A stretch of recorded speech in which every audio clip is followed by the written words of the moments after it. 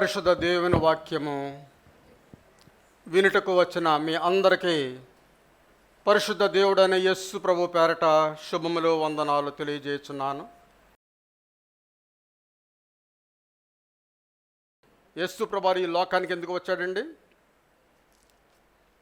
Not for destruction, నాశనం చేయడానికి ఆయన ఈ లోకంలోనికి రాలేదు. అందుచేతనే తన శిష్యులను గద్దించినట్లుగా మనం చూస్తూ ఉన్నాం. ఏమే 3వ అధ్యాయం యోహాను 3:16-17 దేవుడు లోకమును ఎంతో ప్రేమించెను, కాగా ఆయన తన అద్వితీయ కుమారునిగా పుట్టిన వాని యందు విశ్వాసముంచు ప్రతివాడును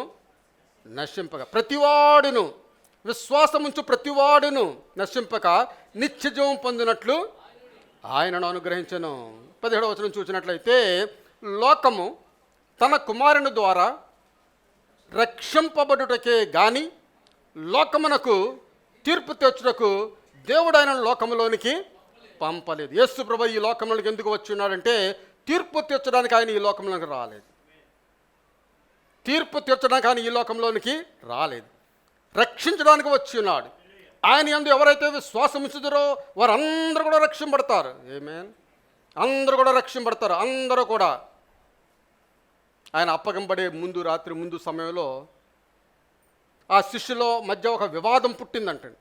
ఆ వివాదం ఏమిటంటే ఎవడు గొప్పవాడు.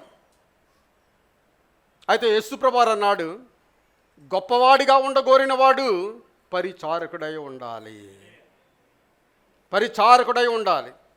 ఇక్కడ యేసుప్రభువారు అంటున్నాడు, మీలో ఎవడైనా గొప్పవాడై ఉండగోరిన ఎడల వాడు పరిచారకుడు, సేవకుడై ఉండాలి అంటున్నాడు.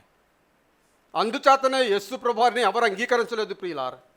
యేసుప్రభుని అంగీకరించినప్పుడు వాళ్ళందరూ అనుకున్నారు రాజు అయిపోతాడు అని హోసన్నా అని చెప్పి కేకలు వేశారు. కేకలు వేసిన తర్వాత నా రాజ్యం ఈ లోక సంబంధమైనది కాదు అని యేసుప్రభువారు చెప్పగానే సిలువేడి అని మాట మార్చేసిన మానవాళి.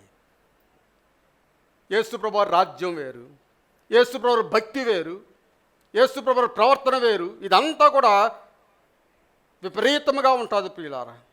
అయితే మనం ఏ రకమైన ఆత్మను కలిగి ఉన్నాం?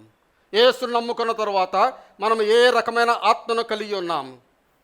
ఓర్పు కలిగిన ఆత్మన, దీర్ఘశాంతము కలిగిన ఆత్మన, ఏ రకమైన ఆత్మ? దేవుడు తూకం వేసినప్పుడు నీ ఆత్మ ఏ విధముగా ఉన్నదని దేవుడు మాట్లాడతాడు. 2వ కొరింథీయులో 6:4-5 వచనాలు చదివినట్లయితే, శ్రమల యందును, ఇబ్బందుల యందును, ఇరుకుల యందును, దెబ్బల యందును, చెరసాలలో, అల్లరులలోను, ప్రయాసములలోను, జాగరములతోను, ఉపవాసములతోను మిగులు ఓర్పు గలవారై పవిత్రతతోను, జ్ఞానముతోను, దీర్ఘశాంతముతోను, దయతోను, పరిశుద్ధాత్మ వలన నిష్కపటమైన ప్రేమతో. దేవుని నామానికి స్తోత్రం. హల్లెలూయా. యేసును నమ్ముకున్న మనము ఈ రకమైన స్థితిని కలిగిన వారిగా ఉండాలి. దేవుడు అటువంటి ఆత్మను తూకం వేయవాడై ఉన్నాడు ప్రియులార. దేవుని నామానికి స్తోత్రం. ఈ సంవత్సరానికి 25 సంవత్సరాలు కావచ్చింది. గ్రహం స్టెయిన్స్ ఆయన చనిపోయి, ఆయన చంపబడి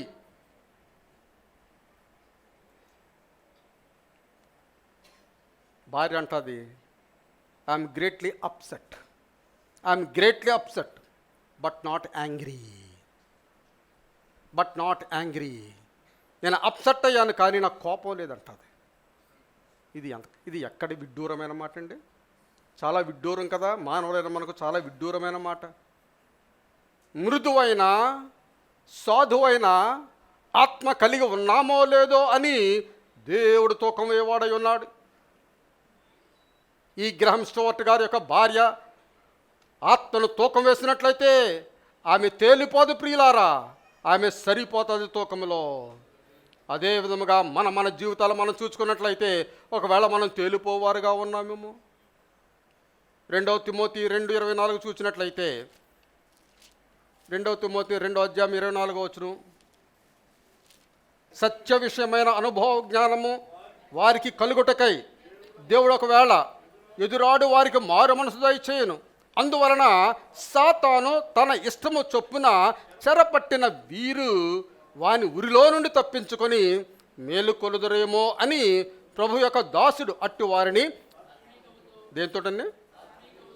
కత్తితోనా, బాకుతోనా, సాత్వికముతో శిక్షించుచు జగడమాడక అందరిడల సాధువుగాను, బోధింప సమర్థుడుగాను, కీడును సహించువాడుగాను. ఇది ఎవరికండి? పాస్టర్ గారికా? నాట్ ఓన్లీ పాస్టర్ గారికి కూడా, యేసుక్రీస్తుని నమ్ముకున్న ప్రతి ఒక్కరికేను, యేసుక్రీస్తుని నమ్ముకున్న ప్రతి ఒక్కరికేను, క్రీస్తుని అంగీకరించిన మనందరికీను, సత్యం ఎరిగిన మనందరికీను, మనమందరం కూడా ఏ విధముగా ఉండాలంటున్నాడంటే సాత్వికముతో ఏ విధంగా శిక్షించాలి? సాత్వికముతో శిక్షించాలి. దేవుని నామమున స్తోత్రం. హల్లెలూయా. ప్రియులారా, పరిస్థితులు టెన్షన్గా ఉన్నప్పుడు, ఇరిటేట్గా ఉన్నప్పుడు సాధారణంగా ఎంత భక్తుడైనా సరే కోపం వస్తుంది.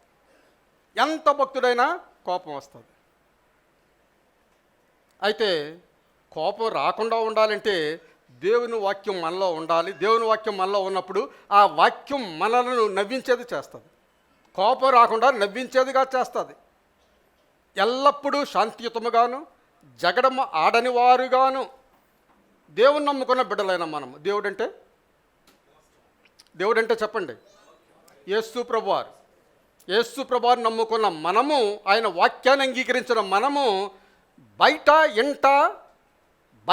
ఇంట సాధువైన ఆత్మ కలిగిన వారిగా ఉండాలి. సాధువైన ఆత్మ కలిగిన వారిగా ఉండాలి.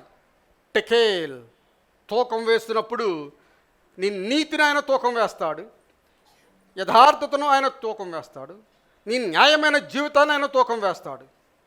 మానవుని ఆత్మ ఏ విధముగా ఉన్నదో ఆయన తూకం వేయవాడై ఉన్నాడు. నీ ఆత్మ సాధువైన ఆత్మగా ఉన్నదో లేదో ఆయన తూకం వేయవాడై ఉన్నాడు. ఆయన తూకం వేసినప్పుడు ఆయన తూకంలో మనం సరిపోవాలి. ప్రియులారా, మెనే టెకేల్ ఫార్సన్ అని వ్రాయబడి ఉన్నది. కాబట్టి ఆయన తూకం మనల్ని ఏ తూకం వేస్తాడంటే మన యథార్థమైన జీవితాన్ని ఆయన తూకం వేయవాడై ఉన్నాడు. దేవుడు ఈ మాటలు దీవించును గాక.